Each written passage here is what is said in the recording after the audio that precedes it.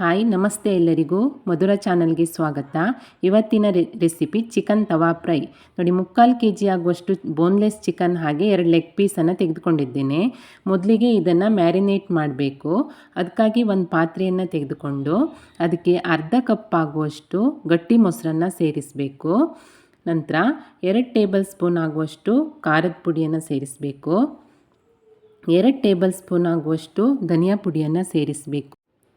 ನಂತರ ಅರ್ಧ table spoon ಆಗುವಷ್ಟು ಅರಿಶಿಣವನ್ನು ಸೇರಿಸಬೇಕು. ಹಾಗೆ ಅರ್ಧ ಟೇಬಲ್ ಸ್ಪೂನ್ ಆಗುವಷ್ಟು ಗರಂ ಮಸಾಲ ಪುಡಿ ಹಾಗೂ ಅರ್ಧ ಟೇಬಲ್ ಸ್ಪೂನ್ ಆಗುವಷ್ಟು ಪೆಪ್ಪರ್ ಪುಡಿಯನ್ನು ಸೇರಿಸಬೇಕು. 1 ಟೇಬಲ್ ಸ್ಪೂನ್ ಶುಂಠಿ ಬೆಳ್ಳುಳ್ಳಿ ಪೇಸ್ಟನ್ನು ಸೇರಿಸಬೇಕು. 1 ಟೇಬಲ್ ಸ್ಪೂನ್ ಟೊಮೆಟೊ ಕೆಚಪ್ ಅಥವಾ ಟೊಮೆಟೊ ಸಾಸನ್ನು ಸೇರಿಸಬೇಕು. ಇದಿಲ್ಲ ಅಂದರೆ ಸ್ಕಿಪ್ ಕೂಡ ಮಾಡ್ಬೋದು. ನಂತರ 1 ಫುಲ್ ಲಿಂಬೆಹಣ್ಣನ್ನು ರಸ ತೆಗೆದು ಇದಕ್ಕೆ ಸೇರಿಸ್ತಾ ಇದ್ದೀನಿ. ನಂತರ ರುಚಿಗೆ ತಕ್ಕಷ್ಟು ಉಪ್ಪು ಹಾಗೆ ಚಿಕ್ಕದಾಗಿ ಹೆಚ್ಚಿಕೊಂಡಿರುವಂತಹ ಕೊತ್ತಂಬರಿ ಸೊಪ್ಪನ್ನು ಇದಕ್ಕೆ ಸೇರಿಸಿ ಚೆನ್ನಾಗಿ ಮಿಕ್ಸ್ ಮಾಡಬೇಕು. ಪೇಸ್ಟ್ ರೀತಿ ಮಿಕ್ಸ್ ಮಾಡಿಕೊಳ್ಬೇಕು. ನಂತರ ಇದಕ್ಕೆ ನಾವು ತೊಳೆದಿಟ್ಟುಕೊಂಡಿರುವಂತಹ ಚಿಕನನ್ನು ಹಾಕಿ ಚೆನ್ನಾಗಿ ಮಿಕ್ಸ್ ಮಾಡಬೇಕು. ಚಿಕನ್ಗೆಲ್ಲ ಮಸಾಲೆ ಚೆನ್ನಾಗಿ ಹಿಡಿಯುವಂತೆ ಮಿಕ್ಸ್ ಮಾಡಿ ಒಂದು ಮುಚ್ಚಳವನ್ನು ಮುಚ್ಚಿ 1 ಅವರ್ ಪಕ್ಕಕ್ಕೆ ಇಡಬೇಕು. ಫ್ರಿಜ್ಜಲ್ಲಿ ಕೂಡ ಇಡ್ಬೋದು ಅಥವಾ ಹೊರಗಡೆ ಕೂಡ ಇಡ್ಬೋದು. ಚಿಕನ್ಗೆಲ್ಲ ಚೆನ್ನಾಗಿ ಮಸಾಲೆ ಹಿಡಿಯುವಂತೆ ಚೆನ್ನಾಗಿ ಮಿಕ್ಸ್ ಮಾಡಿರಬೇಕು.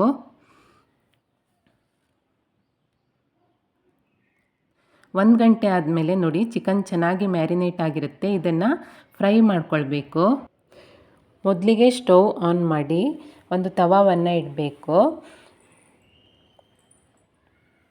ಚಿಕನ್ ಪೂರ್ತಿಯಾಗಿ ಬೇಯೋ ತನಕನೂ ಉರಿಯನ್ನು ಸಿಮ್ಮಲ್ಲಿಯೇ ಇಡಬೇಕು. ಕಡಿಮೆ ಉರಿಯಲ್ಲಿಯೇ ಬೇಯಿಸ್ಕೊಳ್ಬೇಕು. ಈಗ ಇದಕ್ಕೆ ಒಂದು 3 ಟೇಬಲ್ ಸ್ಪೂನ್ ಆಗುವಷ್ಟು ಎಣ್ಣೆಯನ್ನು ಹಾಕಿ ಎಣ್ಣೆ ಚೆನ್ನಾಗಿ ಕಾದ ನಂತರ ನಾವು ಮ್ಯಾರಿನೇಟ್ ಮಾಡಿಕೊಂಡಿರುವಂಥ ಚಿಕನನ್ನು ನಿಧಾನವಾಗಿ ಹಾಕಬೇಕು. ತವಾದ ಫುಲ್ ಮ್ಯಾರಿನೇಟ್ ಮಾಡಿಕೊಂಡಿರುವ ಚಿಕನನ್ನು ಹಾಕಿ ಒಂದು 15 ನಿಮಿಷ ಬೇಯಲಿಕ್ಕೆ ಬಿಡಬೇಕು.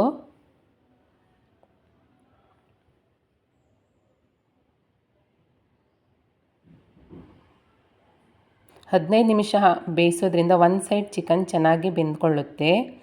ನೋಡಿ, ಇವಾಗ 15 ನಿಮಿಷ ಆಗಿದೆ. ಒಂದು ಸೈಡ್ ಚೆನ್ನಾಗಿ ಬೆಂದಿದೆ. ಈಗ ಒಂದು ಸ್ಪೂನ್ ಸಹಾಯದಿಂದ ಇದನ್ನು ತಿರುಗಿಸಿ ಹಾಕಬೇಕು. ಎಲ್ಲ ಪೀಸ್ಗಳನ್ನು ತಿರುಗಿಸಿ ಹಾಕಿ ಮತ್ತೆ 15 ನಿಮಿಷ ಇನ್ನೊಂದು ಸೈಡನ್ನು ಚೆನ್ನಾಗಿ ಬೇಯಿಸ್ಕೊಳ್ಬೇಕು.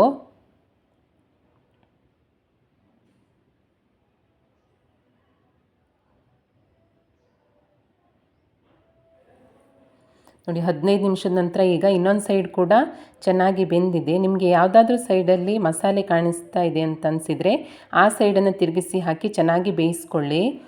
ಒಂದು 5ರಿಂದ 10 ನಿಮಿಷ ಬೇಯಿಸ್ಕೊಳ್ಳಿ. ಆಗ ಚಿಕನ್ ತುಂಬ ಚೆನ್ನಾಗಿ ಬೆಂದಿರುತ್ತೆ.